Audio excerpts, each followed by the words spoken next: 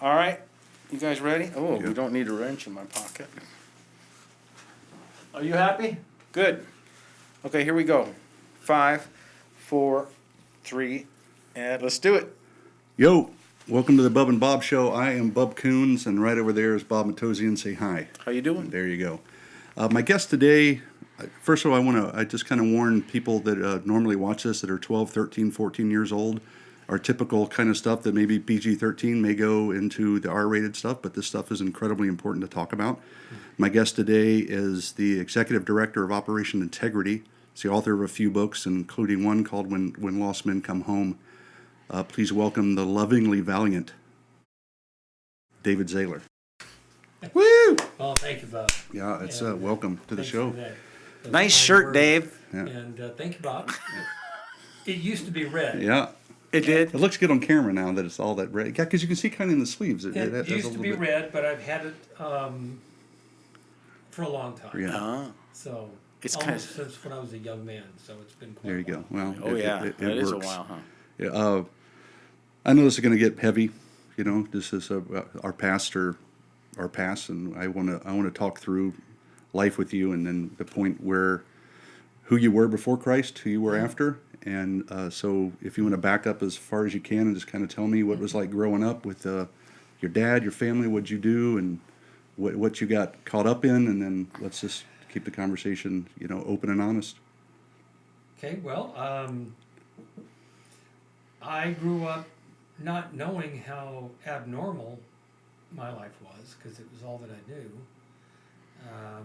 Houston, middle class, and my father was a tremendously popular and spectacular church musician. Back in the 70s, he was the equivalent of a worship leader rock star. Okay. And our church basically, our life basically evolved around him and his role, both in church, and so it was programmed.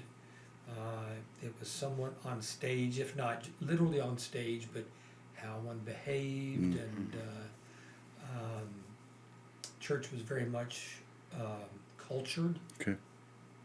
and a lot of secrets in the family. My mother had a long history of mental illness. As I've gotten older, I realized that I think a lot of her severe depression was related to being married to my father. She ultimately ended up committing suicide. Sorry. And my father also had a severe pornography habit, long before we would ever talk about pornography. Yeah, and back when there wasn't the access that we have, which is incredibly dangerous. So. The links that he went to get the Right. stuff that he had, it was extraordinary. Yeah. So he was, fair to say he was deeply addicted, but we didn't know those terms Right. back then. Did you just sense that something was wrong, or did he act? I mean, obviously, he's playing at churches and coming home. Is there a big difference between what you see at church and what you see at Sure. home? Okay. Absolutely. Yeah.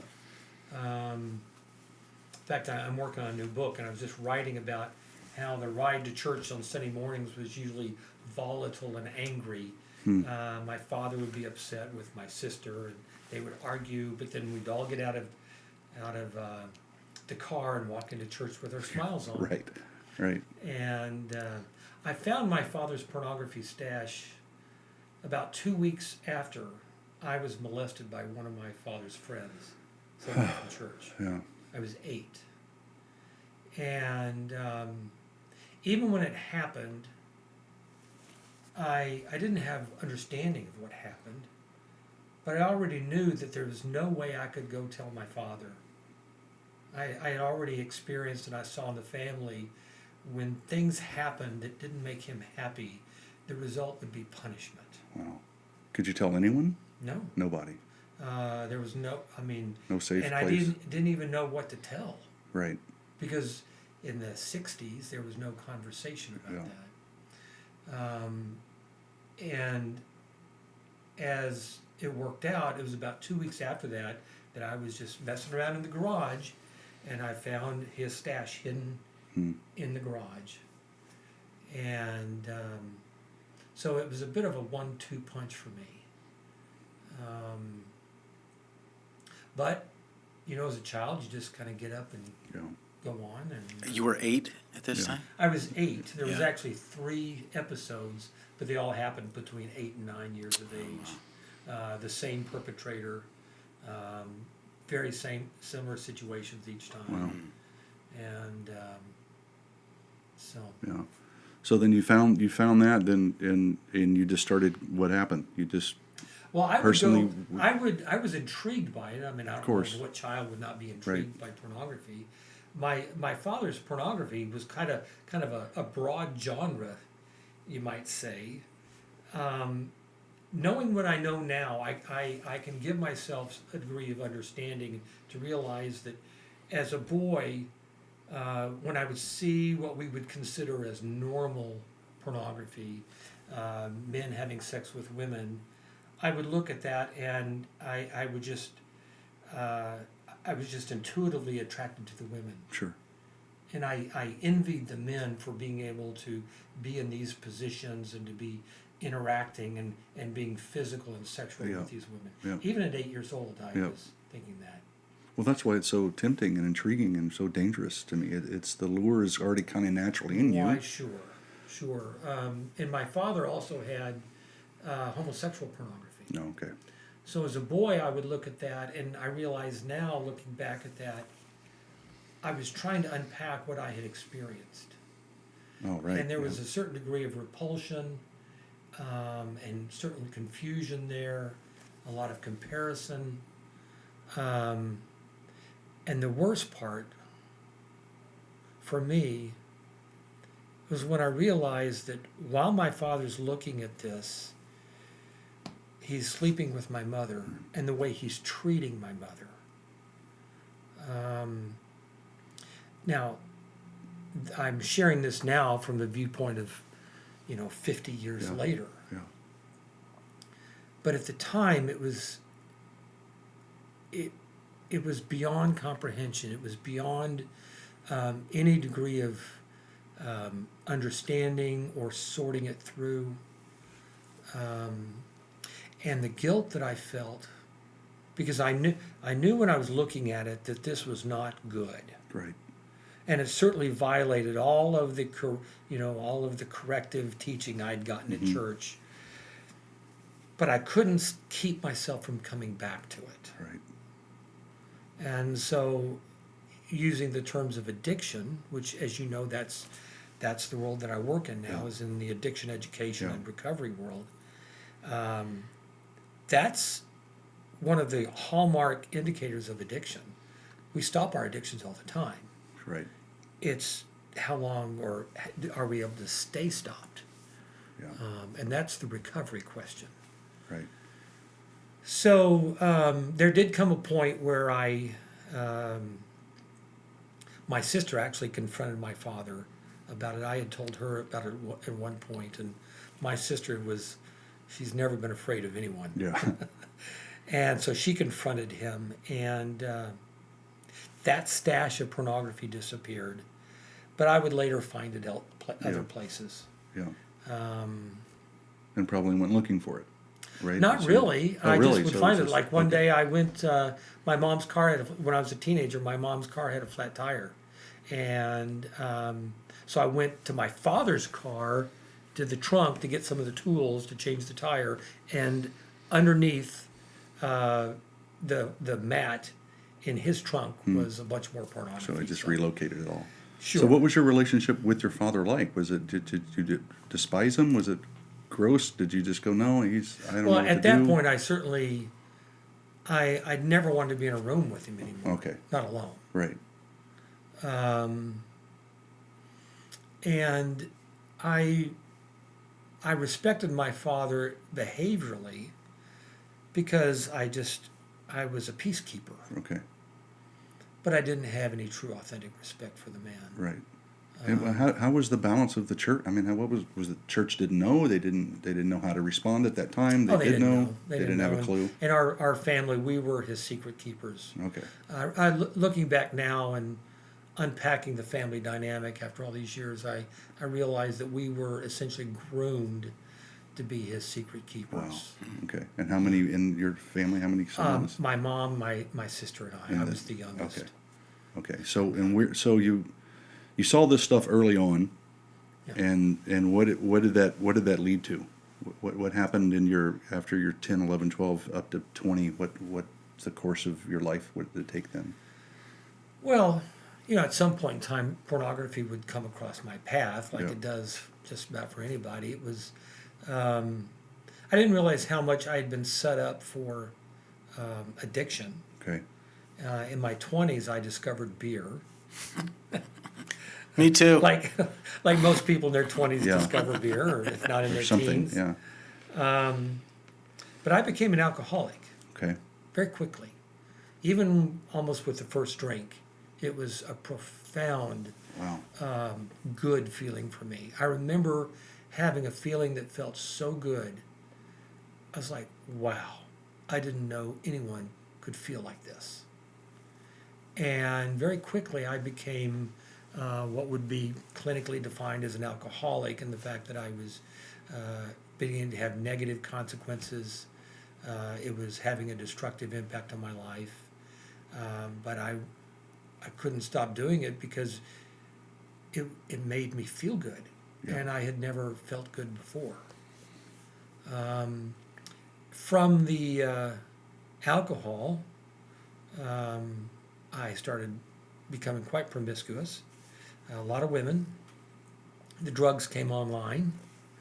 And then in my mid to late 20s, I actually, my girlfriend, the girlfriend I had at the time, was making porn movies. And we both had drug habits.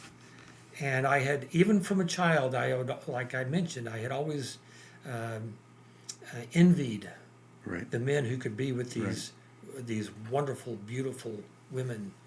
And so I became one of them. And immediately found out that I didn't like it.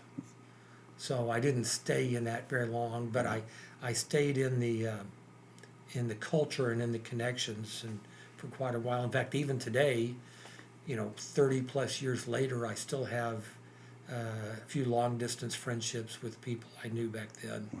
In that we've all grown. Yeah. We're all sober now. Yeah. We're all realize that we're the lucky ones Yeah. to be alive. And they're all out of the industry now. Yes. The ones? Oh, yeah. Okay. Yeah. Yeah, and because we're all old. Well, yeah. Yeah. Well, hopefully, I mean, you wouldn't be in it anyway. I mean, Yeah, obviously. but, there's I mean, probably a market for Yeah. for old folks, Yeah. but there's- yeah. No, I never was. I never wanted to be that kind of center of attention. Okay. But it was something that from a child, there was an intrigue there, and there was a kind of a compulsion implanted Yeah. there from the experiences that I had had. And so I gave it a shot Yeah. and found out real quickly that it wasn't fun, and it's not what I wanted to do. Yeah. Well, and it's. I mean, the sense that it's not real as well. Even from, I've heard from anywhere that some people are at gunpoint to some people are taking drugs, and it's how they live through their drugs because they do that service. And Right. It's not this glamorous. You're out, everybody's having fun, and it's this consensual sex thing, and it's brutal on that side as I've read. But I mean, you have to have some kind of real battle going on in your mind and your soul and your heart because you're half in the church with your dad growing up there. Then you get into this stuff and you're like, is God real? I mean, at what point do you go, all that was nonsense, or God started to move you into going, you're real and I need a savior? I mean, about what age was that, and when did that happen, or how did it happen? Well, from my church training, I always had this, I'll even use the word compulsion or compulsive thought that I needed to go to church. It was to distill the training that I got culturally is that good people and good Christians go to church. If you want to be a good Christian, if you want to be a good person, you need to go to church. Okay. And so I would go through spells where I would habitually go to church through my 20s and into my 30s. And when I was 30, I was no longer, at that point, I was no longer, I wanted to have nothing to do with porn as any kind of activity. Right. But I had a drinking problem and a drug problem. I had a business by that point, it was making good money. And so I would go to church on the weekends. And I would go weeks and sometimes months without drinking, but always missed it. And then when I would start drinking and using drugs again, I would quit going to church. Right. And then when I got sober, I was actually 41 when I got sober. Okay. I'm 61 now, so thankfully I've been 20 years. 20 Congratulations. years. Thank you. Fantastic. Yeah. Thank you. I went into a treatment program, and my counselor says to me at my second or third appointment with him, he says to me, "Now, David, I look at your paperwork and it says that you're a Christian." I go, "Yeah, I'm Christian, born and raised." He goes, "Oh, so tell me about that." So I started telling him everything I knew about Jesus from my flannel graph Right. theological teachings from Sunday school. Yeah. And he's sitting there, and he puts his hands up. He says, "Stop, stop, stop." I go, "What?" He said, I don't want to hear any more about that." And I was offended. It's like, "What do you mean? I'm talking about Jesus here." Right. And he says, "Well, you may think you're talking about Jesus, but I don't think you know what you're talking about." Oh. And he said, "You know, whatever you call it, what you have now doesn't seem to have done you a whole lot of good, has it?" Fair question. And then he says, "Our time is up." And he ushers me out of his office. Whoa. Yeah. And I walked out of his office and was checking my voicemail. And and on the voicemail there was like 4 really bad news messages in a row, all consequential, related to my drug use Sure. and my alcoholism. And later on that night, I stood in a parking lot here in Orange County, and it was a cold evening, or cold for us here in Orange County. Yeah. 60. And I remember standing outside, shivering, chain smoking cigarettes, trying to stay warm. And I was thinking, okay, I'm in this treatment program. I had gotten arrested for drugs, so I had some legal issues that I was facing. My attorney wanted a whole lot of money, and I was struggling to pay the bills for the attorney. My family would not speak to me. My father wouldn't speak to me. My friends were barely tolerating me. I had had several overdoses. Wow. And all I wanted at that moment was cocaine and heroin. That's all that I wanted. And I remember thinking, oh my God, God, I don't know who you are. I'm a drug addict. And if you don't help me, I'm gonna die. I'll call you any name you want me to. Anything. I'm just asking not to die. And in a moment, just like it just happened here, I was reflecting on it, I heard a voice. Bub, I don't know if I heard it here or if I heard it here, but it was distinct, and it says to me, "All right, David, now I can go to work." And my first thought was, oh my God, he called me by name. He called me by name. And I immediately felt this sense of accompaniment, presence. It was comforting? Was it? The comfort came Okay. in just knowing that someone answered my prayer. That was it. Yeah. I can't tell you how many times as a teenager, or as a young adult, I prayed all of the religious prayers that I had been taught to pray, and I had walked down the aisle, and I had filled out the card, and I had gone to the men's retreats, and I had done every church-trained cultural hoop jumping that I was told to do, and always walked away, felt like I had more push-ups to do. Wow. And now I had presence. And over the next few weeks, I just began to have this deeper ongoing dialogue with my friend, the voice. I gave this presence a name because I didn't know what to call it. Right. My friend, the voice. And it would go like this. In the shower, my friend, the voice would say, "Hey, we slept well last night." Yeah, we did. "Well, let's just go out and do it again today. We stayed sober. How many days sober now?" "Oh, we're like 90 days sober." "Well, let's go make it 91. That was it. Very simple, Yeah. very elemental. Day by day. Yeah. Day by day. And then I started reading books. And I read a Buddhist book, which I enjoyed, and it was helpful. But I didn't sense that my friend, the voice, was in that book. And I read some other books. I read a New Age book on crystals. You're trying anything, right? I was. Yeah. And sorry for the ramble here. No, it's quite all right. So the idea came to me that I should read the Bible. Now, I had all kinds of Bibles because, when you grow up like I did, they give you a Bible Sure. every 6 months. Yeah. Just kind of refresher, read this, kid. And I knew from my church training that I should start reading in the book of John. So I started reading, and I see the word God, and I just close the Bible,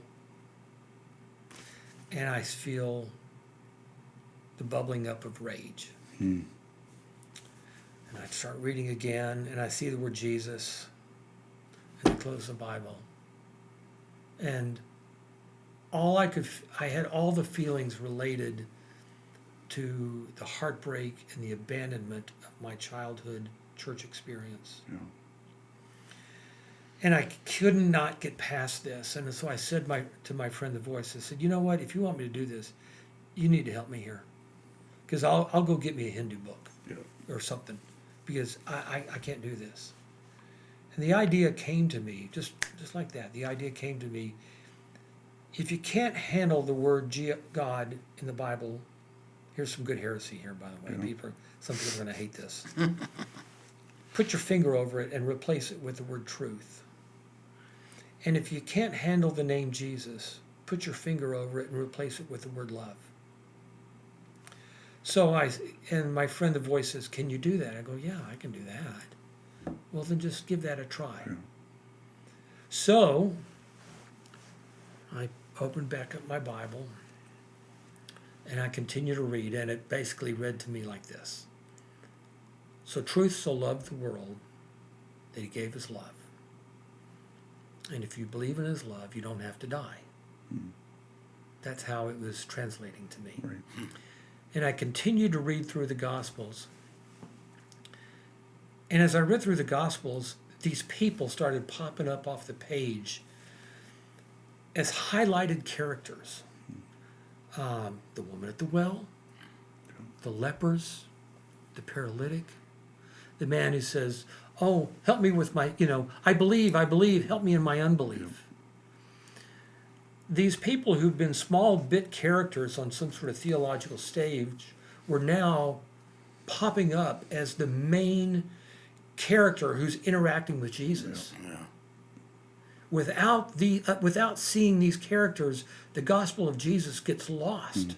Absolutely. And I saw that these were the people who were guiding me empathetically. They were guiding me to Jesus from their own broken experience, because that's what broken people do. Yeah. And I began to fall in love with these people, and I began to understand, there's nothing bad about them at all. And I began to think, I have a kinship with them. And then I get into Acts, and I get into Romans, and I get into Romans. Yeah, great. And reading Romans 7, where Yeah. Paul says, I do the very things I don't want to Yeah. do, and I don't do what I should do. What a wretched man! And I'm reading this, go, oh my gosh, this is exactly what us alcoholics say all the time. Yes, yeah. Paul's a freaking He's alcoholic. addicted to something. And now also I'm angry because no one had ever pointed this out to me before. Yeah. It's amazing how people in churches want to kind of jump around that Romans 7 Oh, thing. yeah. And then I turn the page and I see Romans 8:1 that says, but there's no condemnation for those who are in Christ Jesus. And I remember I pushed my chair back from the desk. This was all happening in my office. Yeah. And I sat there and I said, oh my gosh, I'm a Christian. And for a moment I began to panic because I did not know how to be a Christian except the way I was taught to be a Christian in my toxic church upbringing. Which seemed to be shame-based or guilt-based. Very or- shame-based, It's like, if you don't do this, there's consequences, better do that, or you're not a good kid if you don't go to church. So that was about 20 years ago, and I've spent the last 20 years learning what it means to live in Christ with no condemnation. Yeah. That's my journey. That's amazing. And so when did you get involved and when did you start Operation Integrity? What led to that? I was about 3 years sober, and my sponsor from AA, he had this wonderful 12-step meeting at his church, and I was actually going to this church by then, and he said, we need to start a group to help guys with porn, and you're going to run it. And I said, no, I'm not going to do that. He goes, oh, yes, you are. You know you will. I go, no, I'm not. And for the next 6-8 weeks, I was just like, no, I'm not doing it. I'm just happy doing what I'm doing. Yeah. Wasn't looking at porn, and certainly had been part of my history, and I'd certainly identified it as an area of addiction for me. And then the pastor of the church saw me one day, and he goes, David, I hear that you're going to start a group to help guys with porn. And he said, that's just fantastic. You're the best man for the job. And I was like, oh my gosh, there's no way out of this. Yeah. So a couple of months later, me and 2 guys sat down, and I was the only one with any kind of recovery experience. And I said, well, gentlemen, I really don't know what we're going to do, but we got a Patrick Carnes book that we read through that was very helpful. And we got some other literature. And then we started, I started just making notes of these wonderful conversations that we had. And I was bringing in the 12 steps that were being very beneficial to us as a group and to us individually.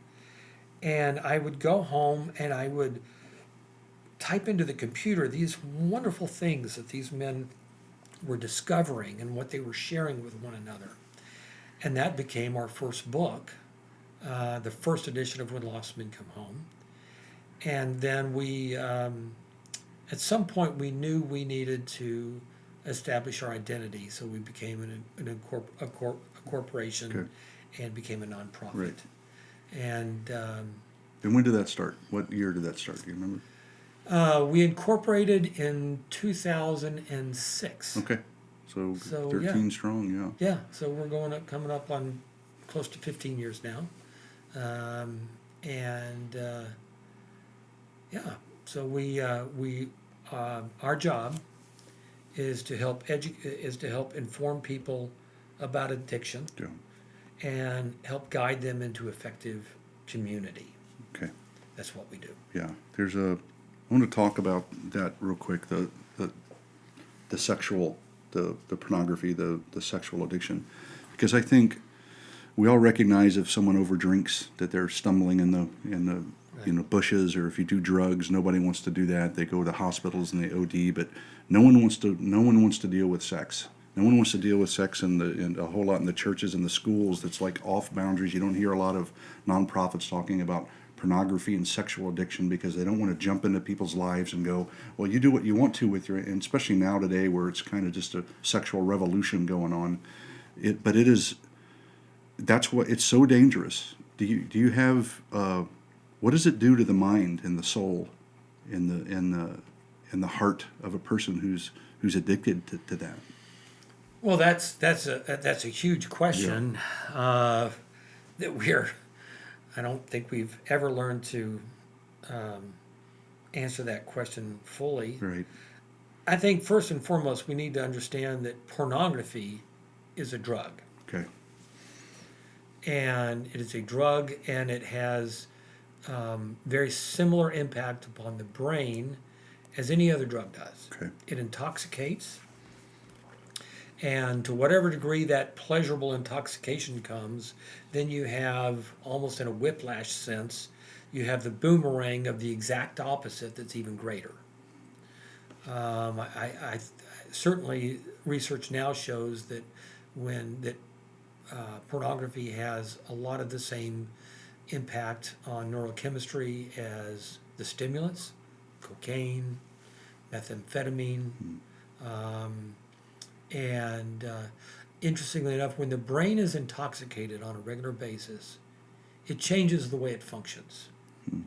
And our frontal cortex, which is where where we have a higher functioning, that's where we are truly functioning as human beings. Okay. It's where we have our art and our emotion, our relationships, our interaction. That part of the brain becomes less active. And so people, one of the very insidious side effects is that people tend to have impairment and lowered ability to function in relationships. Right. So their ability to be in, and here's the great heartbreak of any kind of sexual addiction or unhealthy sexual behavior, whatever you want to term Right. it, is that the underlying drive is for connection and intimacy. And yet the behavior impairs the individual so much that connection and intimacy become more difficult. Right. And that's not just the slippery slope, that's the spiral. Because if I'm suffering an impairment and loss of ability to connect and be close and intimate, then the counterfeits, whether it's the quick, easy sexual relationship, the pornography, which mostly always goes hand in hand, pardon the pun, Yeah. with compulsive masturbation, Okay. is that these things become more likely because they are so convenient and they are so compelling, Yeah. and they are a short-term answer. But then again, once more, the ability to connect and be intimate is withered, Yeah. and that's the spiral. Yeah, I read an article last night actually where this guy had been heavily involved in pornography for a long time, and he knew that it wasn't fulfilling at all, and so he started to try to stop and everything, and then he started to realize and see, his sister and his mother differently. He got a lot of help, but he said at the beginning, when I met this girl that I truly wanted to like, I couldn't even imagine her unless she was on a television. Or a screen.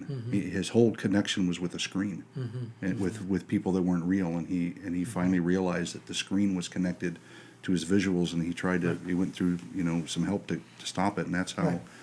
And like you said, when I'm sure addictions have different levels and different intensity in everyone. When you had your first beer, it just hit you. Some people have their first beer and they go on, but I don't imagine that's the same with pornography. I think as men, we're already kind of wired to be attractive to women. So when you throw out little, images all over the internet, or you're driving down and see a billboard, it's working against you constantly, and it's hard to battle. I imagine everyone in this studio has battled with it to some degree, whether they don't want to look at it or they've tested it. But it's such a what are your first steps to help someone even see that and then move from that false enslavement to some freedom and intimacy? What's some advice? Well, I think first and foremost, very practically, people need to make themselves safe. We live in a world, and you mentioned it. In fact, I just recently got a device so that I could watch Amazon and Netflix on my television. Right. And there it is. It's got a browser. Yeah. It's like, whoa, a browser. I didn't expect that. Fortunately, I've gotten to the point where I've worked hard at my recovery, and I'm in the habit of not looking at pornography, and I enjoy living a life that's free of pornography. I'm sure. Yeah. And this is where I think the support groups, whether it's a church-based support group, a 12-step based support group, and my favorites are the Christ-centered 12-step support groups, because again, the great deficiency for the individual is connection. Right. And in order to have a long-term success and building a life free of addiction and pornography, yes, we can do certain things to essentially eliminate the conveniences. Right. Smartphones have to be very careful. You can make smartphones safe, but if they're not safe, it's like an alcoholic Yeah. walking There's around ways with a around it. Yeah. yeah. And if it's not safe, it's like an alcoholic walking around with a vodka bottle in Yeah. his back pocket. But even over and above that, the creating of connections and one of the deep underlying chains of addiction is secrecy and isolation. And that's based on what? Fear, shame, just Shame, and again the relational impairment. Okay. I think in our conversation with pornography, it's not as hard as we might imagine for people to say, "Oh yeah, I've got a problem with pornography." The great shame is not that people are watching pornography, but it's admitting the level of enslavement. Right. It's admitting that they have a deep vulnerability and powerlessness. That's something that they're in the grips of something bigger than they are. So the great admission is not just that I look at pornography. The great admission is that I have a deep powerlessness.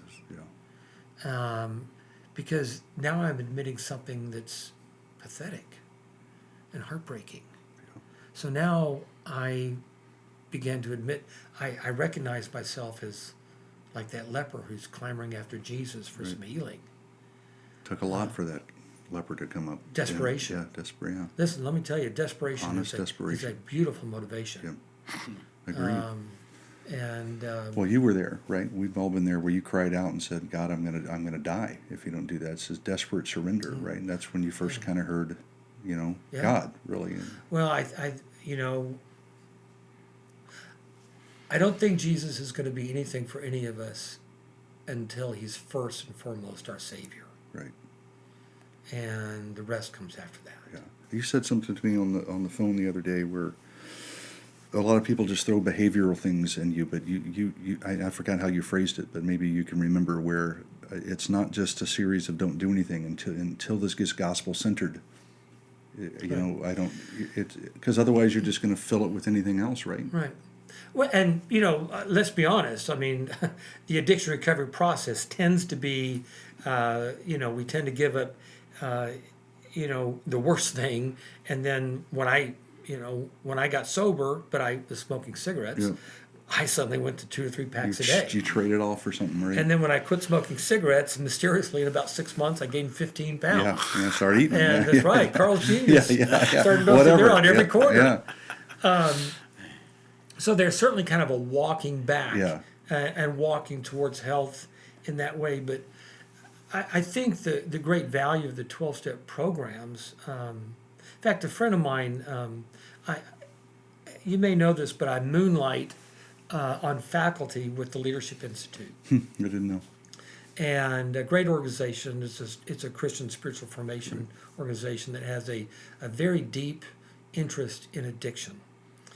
And one of them was sharing with me an article and I'm embarrassed to say I forgot where it's from. But it was a series of religious scholars who said that the 12-step programs are America's gift of spirituality to the world. I know it's helped a lot of people. Yes, This is and foundationally from Scripture. I mean, yes, it is. yeah. It's scriptural principles. The beauty and the fact is that it's changed the language so that it challenges our religious thinking. Right. That's Because our interesting, religious yeah. thinking has never gotten us where we needed to be, as proven by our alcoholism or our porn addiction or Whatever else there is. whatever it Yeah, is. yeah. But what that has done is that it started a movement of people who realized that recovery is not about stopping. It's about building a life so that starting again no longer makes sense. Unpack that That's a little bit. the difference. Unpack that a little bit. Well, I don't know of anybody that doesn't have a terrible time stopping their addictions. Right. It's how long do they stay stopped?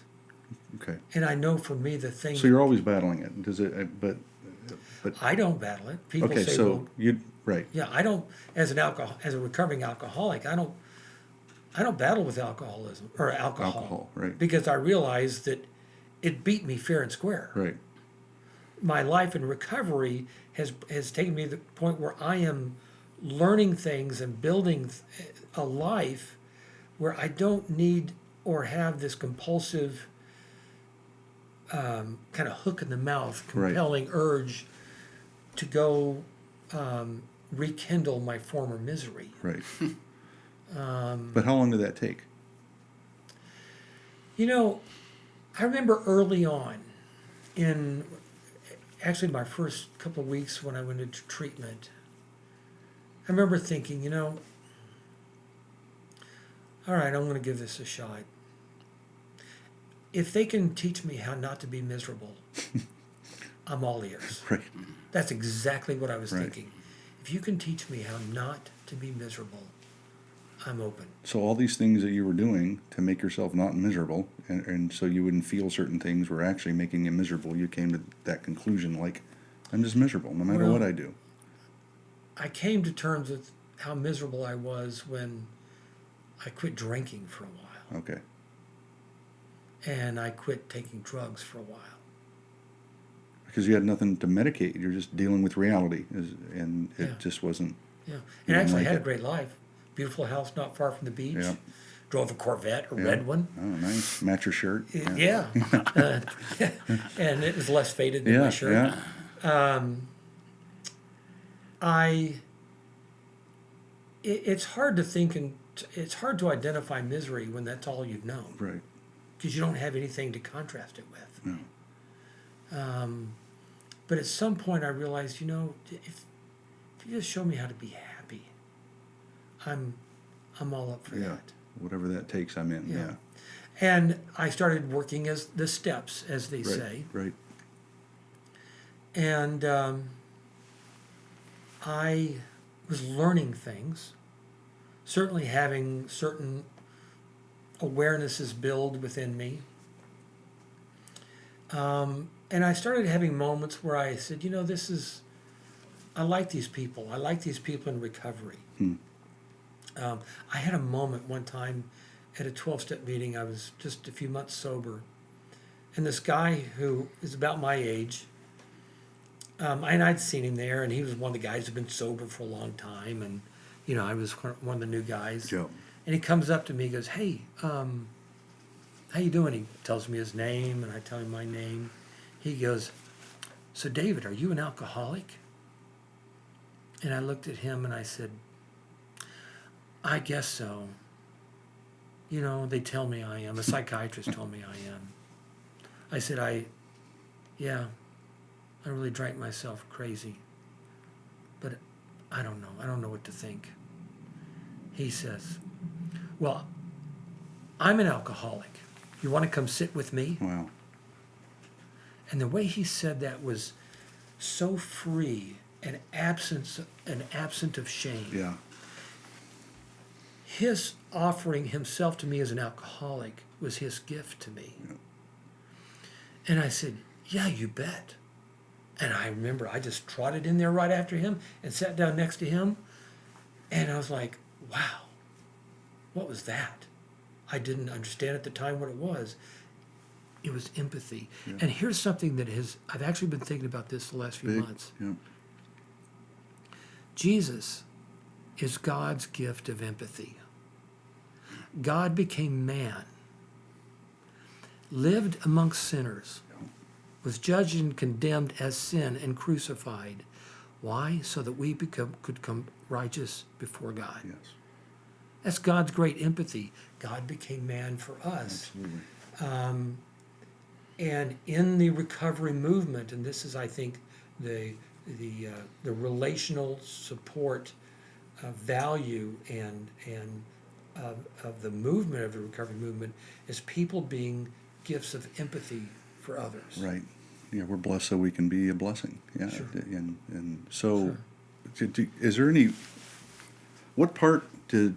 I mean, when do you think that you actually gave your life to Christ, and what part, when you look back, do you see that He played? Whether it was, bumping into a certain person, or reading the book, or just being that voice. Like what happened there between this kind of fake growing up at a weird church with the weird things going on, Right. your struggle with not even being able to say God or Jesus, Right. then your surrender, and now you're a believer, and you realize, oh man, I'm a Christian. Right. How did He help with your addiction, and what kind of path was that? I realize now that God had always been with Right. me. And even as a teenager, I would sit on my bed trying to read my Bible, and praying, and feeling like God was, pissed off. So Yeah. He was. And interestingly enough, when my father was mad, he would go silent, Yeah. and God seemed to be silent with me. So your connection to the Heavenly Father was directly related to your Very earthly father. very similar to that. Right. But looking back now, my life was preserved in many life-threatening situations, and I survived several overdoses. I had violent situations that my drug addiction put me into that I survived. I got a few scars, but I survived. I have my sanity. I have my health. Physically, I'm healthy. Not everybody with my background from alcohol and drug use can say that. Right. So I see God's applied gentleness to me in the form of protection Right. and patience. And from where I sit now, Bub, I wouldn't want it any other way. Right.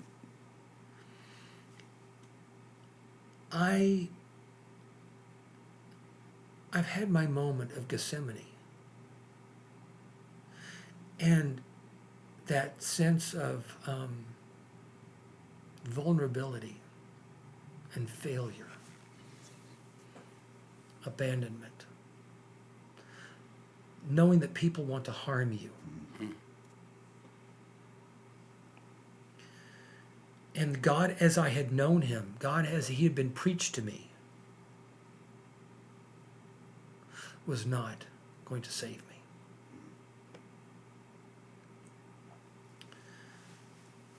So the deal for me was that I said, God, if you don't, whoever you are, if you don't help me, I'm going to die. That was my first moment of surrender, where I gave up my life that had never been working. Right. And I was willing to take whatever life God would give me, because it's either that or die. So yes, we can talk about it in certain kind of like hallmark moments.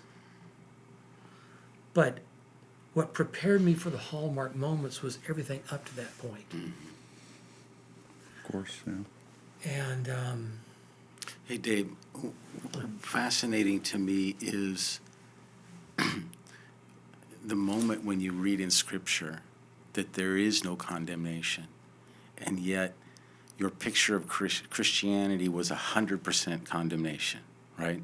I mean, you were brought up in an environment where it was always do the right thing, and you're not good enough, and you need to do better, and all this makeup to cover up everything that wasn't right. I mean, talked about those two contrasts of the Christianity that you understood that was all condemnation, and the new Christianity that says there's now no condemnation. A real Yes. Christianity, yeah. well, the first moment of freedom, if you've never had it, is an inexplicable moment. we've in our social media things, we see these images of animals who've been raised in cages, and they're set free to go out into the field for the first time, and they walk out and they're like paralyzed. Yeah. They don't know what to do. That's a little bit like what coming into the freedom of Christ has been for me. I come out and go, huh? It's like, what do I do now? Because I don't have any reference for it. I don't have any previous experience of it. But that's okay, because the most profound thing Jesus ever says to any of us is the first thing he says: follow me. And he doesn't give us an exact destination other than himself. What are the, I mean, what can the church, what's the good thing that the church can do? What are the, I mean, the current stats are, if you look across your, I've heard this said, I don't know how accurate it is, maybe you do. You look across the landscape of your church and you got 500 men in there, you can guarantee that 250 of them have a problem with porn. I think honestly that the best conversation, the healthiest conversation about the reality of pornography is not happening in our churches. Right. Churches love to make this a man's problem, so they talk about it at the men's retreat. It's not. Yeah. It's a human problem. Yeah.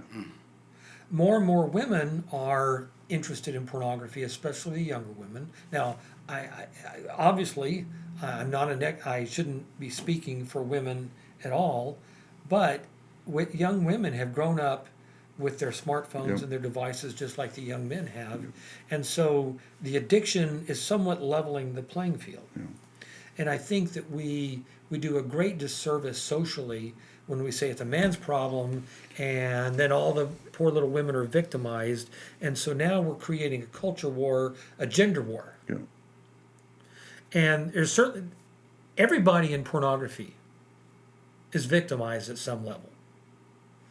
Now there are people within the industry who are kind of, I don't know what you would call them, but they are the ones who certainly are the perpetrators. They Yeah, are the ones absolutely. who are drugging people, Yeah. and coercing them and extorting them, demanding them. I think the conversation about pornography has to be discussed from a mental and an emotional health perspective. Right. I think we also need to talk about it as from a social health perspective. There's no doubt there's a connection between the pornography movement Yeah. and human trafficking. Sex trafficking. Yeah. Yeah, and sexual violence. Absolutely. Right. Absolutely. And so these are very essential conversations that we have to have. And there are a lot of people who are experts in this field. I am not one of them. But you've helped a lot of men and women in Operation Integrity. Sure, Has, and sure. And I love the work. I love the conversation. Yeah. And given my personal history, I'm considered someone well suited to talk about it, and so I do. I think very practically, from the top down, Yeah. there has to be a willing to talk about the subject from a very balanced and informed, broad perspective. Right. Not just from the zip up your pants and don't do it anymore because God says. God tells us to do a lot of things, and He loves us no less when we do them anyway.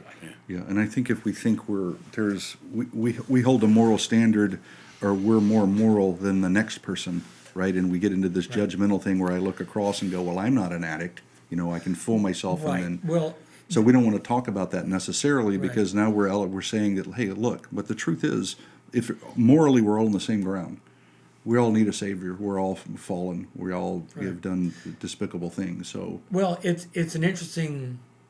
It's a both and, yeah, because we are all sinners. But until we get explicit and personal about our struggle, then our struggle is just kind of general good news. no, I agree. It's not the life transforming thing. So when the guy comes up to me and says, I'm an alcoholic, you want to come sit with Yes. me? his confession was his gift to me. Yeah, and you entered in his world because of where he was, and I think that's what Right. what Scripture does say is to confess to one another, Right. confess to the Lord, and these are the beginnings of Right. you having, whatever you want to call that, the nudging of the Spirit, the courage to go. Right. Hey, Dave, I need to talk to you. You know, and a little tidbit of information here that I think is relevant and helpful is that I believe that the most core deceptive aspect of addiction is denial. Right. And let me give you a definition of denial. Denial is using a seemingly rational argument to defy my personal reality. Think about that definition when I tell you about this. One of the guys who was on my first board of directors, Roger, he has since passed away. He had passed away of cancer. Roger was a very high functioning attorney, pillar in his community, pillar in his church, who also had an alcohol problem and a pill problem and a prostitute problem. And when he finally came to Operation Integrity and began to address his addictions, he said, I've sat in the church for years listening to guys like you talk, wondering how in the world could you ever do that? Yeah. How could you ever be that kind of person when he was that kind of Yeah, person? that was my But point. Yeah. He couldn't see it. Crazy. Yeah, he was literally blinded by the splinter in his own eye. Yeah. And one of the key aspects of a healthy recovery movement is that we quit looking for the logs in anybody else's Amen. eyes, and we start examining our own eyes for the splinters. Yeah. That's what I'm looking for. Yeah. Because it's the splinter in my own eye that I don't see that's going to make me a jerk Yeah. to a whole lot of people and possibly create a great deal of catastrophe. Well, and it won't create that empathy inside you that guy came up to you and opened the door and led you Right. in. I mean, if all of us have that grace and that empathy and realize right where we are, Right. no better than the guy next. I'm just another beggar leading another beggar to Christ, right? Right. And I'm just, Right. if you offer yourself, which is the greatest thing that you can offer, Right. which is when Christ says it about your spiritual act of worship as your body as a sacrifice. Right. You offer yourself in the name of Christ, watch what happens. Right. There came a point in my early recovery, maybe I was kind of 6 months into the process.